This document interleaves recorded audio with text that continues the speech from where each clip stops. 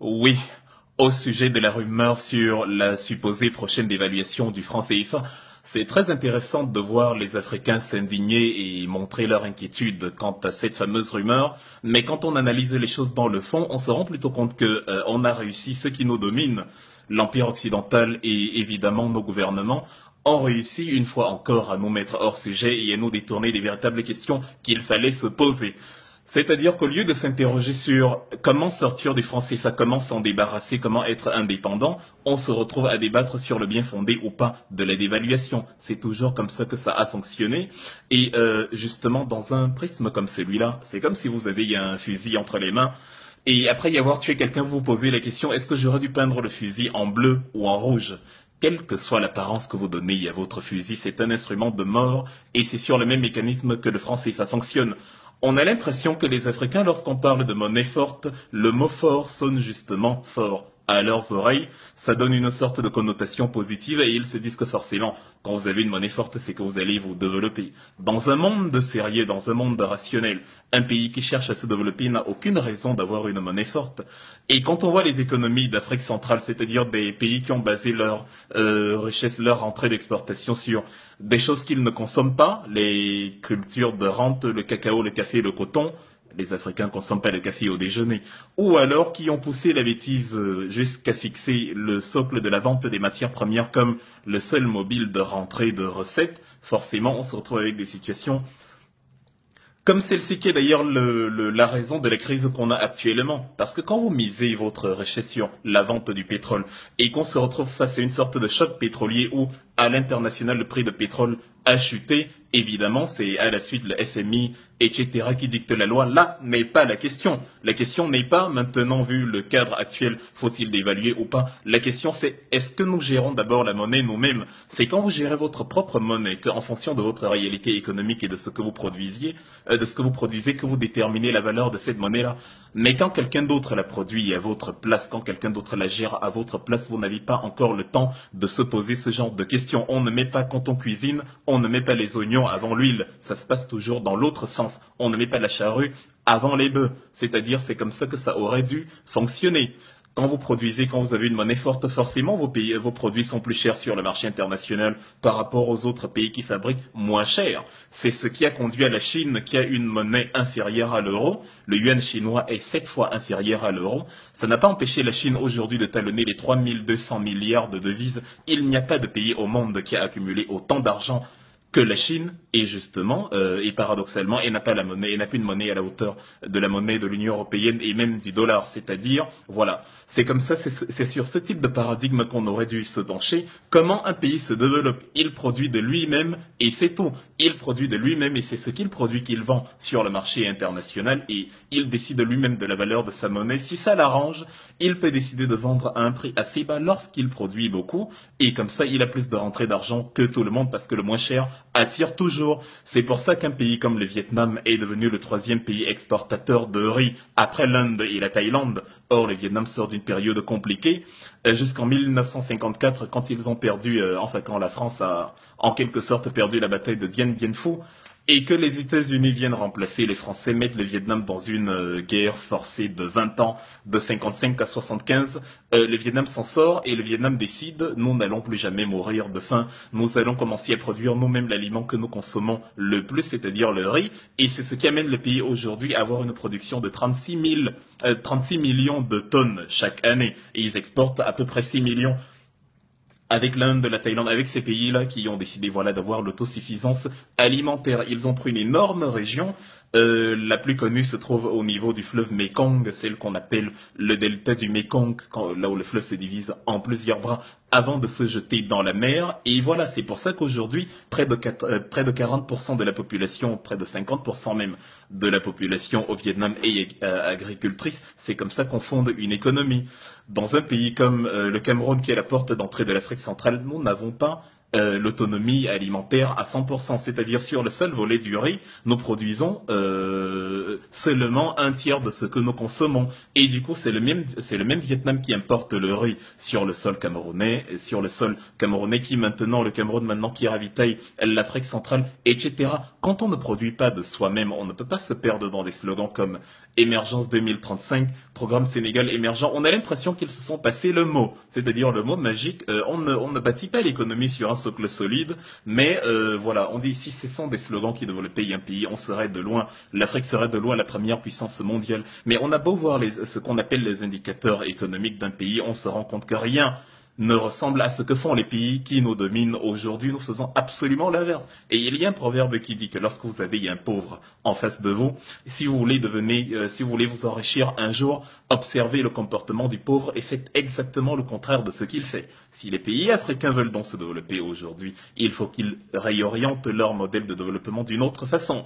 Prenez un pays dans le désert comme Israël, c'est-à-dire c'est un pays créé de toutes pièces à partir de rien en 1948, mais qui aujourd'hui est autosuffisant à 95%. Israël, 8 millions d'habitants, dépose autant de brevets que tous les pays arabes réunis, qui font pourtant dans l'ordre de 380 millions d'habitants. Pourquoi? Parce qu'Israël consacre près de 5% de son budget national à la recherche scientifique. C'est ce qui leur a appris à comment cultiver dans des zones désertiques, à comment faire fleurir des régions arides, etc. Aujourd'hui, ils présentent un PIB de près de 33 000 dollars par an, par parité de pouvoir d'achat, ce qui les place au même niveau que les pays européens. C'est comme ça qu'un pays qui veut émerger, c'est comme ça qu'un pays qui veut s'émanciper se développe. C'est-à-dire, on a un ratio en Israël de 120 brevets pour 10 000 habitants. C'est l'un des ratios les plus importants au monde. C'est impressionnant parce qu'ils y consacrent le plus gros budget au monde.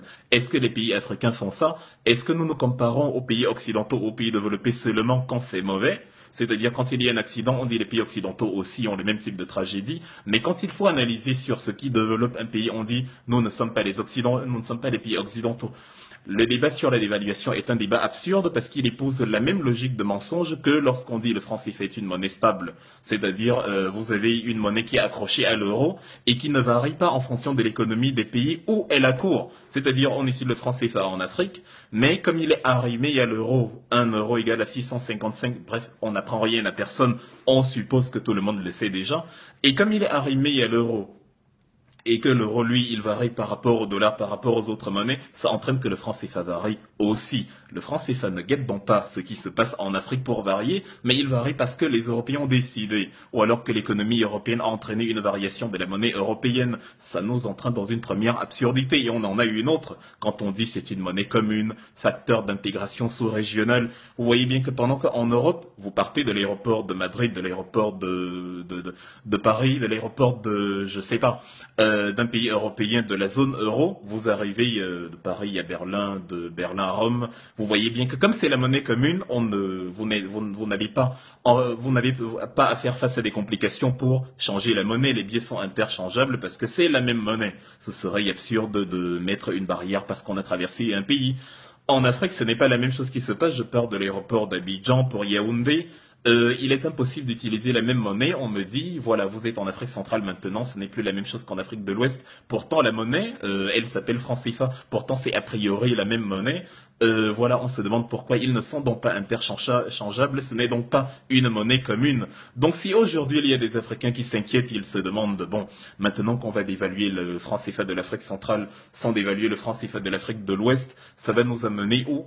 À la fin, ça ne change rien. Voilà la réponse, ça ne change rien du tout parce qu'il n'y a jamais eu de monnaie commune. Ça a toujours été deux monnaies différentes, trois monnaies même, avec la monnaie de la BCC, de la Banque centrale des Comores. Voilà donc les principaux enjeux qui nous concernent.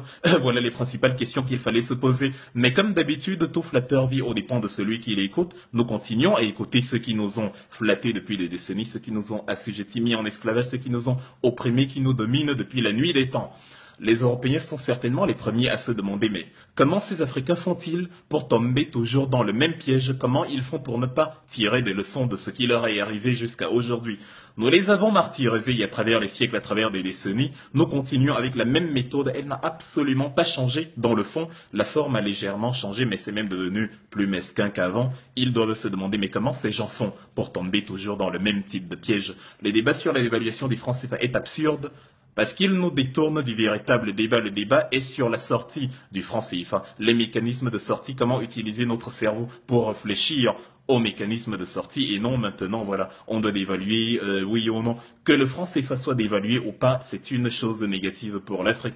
Les exemples parlent d'eux-mêmes, on pourra s'approfondir une autre fois ou alors plus longuement quand l'occasion se présentera pour revenir sur les discussions. Est-ce que si les pays sortent du franc CFA, ils vont se retrouver comme le Zimbabwe, etc. Parce qu'on a éduqué l'Africain à prendre seulement les exemples vers le bas. Il ne cite pas l'Algérie, le Maroc, le même Vietnam, le Laos, le Cambodge. Il ne cite pas des pays qui, même s'ils sont sortis du franc CFA, ont réussi à prospérer. Il ne regarde pas que la plupart des pays dans le monde, hormis les pays du franc CFA, gèrent plus ou moins leur monnaie de manière autonome. Et la plupart des pays dans le monde sont plus développés que les pays africains. Ce n'est donc pas un hasard. Je vais donc souhaiter une excellente semaine à ceux qui défendent le franc CFA. C'est clair qu'on aura toujours ce type d'individus dans la communauté africaine qui, parce qu'ils ont des intérêts à défendre, sont prêts à devenir l'idiot des rois, sans oublier que l'idiot des rois est le roi des idiots. Donc très bonne semaine à eux, mais une chose est sûre, on ne peut pas tromper un peuple tout le temps, parce que la sensibilisation, l'intelligence, la propagation de l'information, la masse critique que nous voulons atteindre, ça rappelle un peu une fameuse opération 11 millions d'inscrits, la force du nombre plus la substance intellectuelle va finir par payer, parce que voilà, ils sont confortablement assis dans des fauteuils en se disant, bon, on a nos partenariats avec l'extérieur, notre coopération, bref, toutes ces absurdités-là à laquelle l'Africain est le seul à croire. Le monde est une jungle, le monde est une jungle où seul le plus féroce gagne. L'Africain doit comprendre qu'il n'y a pas d'amis, il n'y a pas de coopération, il n'y a pas de partenariat. C'est-à-dire, c'est un degré d'absurdité que nous sommes les seuls à atteindre. La géopolitique mondiale, le paradigme de la politique internationale ne fonctionne absolument pas comme ça. Chacun cherche à donner des coups bas à son voisin sans que celui-ci ne s'en rende compte. Qu'à cela ne tienne, félicitations à ceux qui défendent le franc CFA. Ils seront, comme on a l'habitude de dire, oubliés par les tablettes de l'histoire, parce que lorsque le combat finit par porter ses fruits, on oublie, il faudra assumer que lorsque nous étions encore dans la minorité, on a plutôt choisi le camp du dominateur pour dominer nos propres frères, etc. Donc voilà, le débat sur la dévaluation, on ne doit plus on ne doit plus du tout s'y intéresser, c'est le paradigme de ceux qui nous dominent, on doit se focaliser sur ce qui est important et se poser les véritables questions. C'est comme ça qu'on va se développer, sinon nos enfants vont revivre exactement ce que nous vivons aujourd'hui. C'est une boucle, l'histoire de l'Afrique, ça tourne en rond et ça arrange parfaitement ceux qui s'enrichissent sur nous, ceux qui sont au-dessus de nous, ceux qui règnent sur nous d'une poigne de fer. Voilà, c'était ma petite contribution parmi les milliers de contributions qu'il y a déjà eu sur la question des francs CFA et par rapport surtout à ce volet de la dévaluation.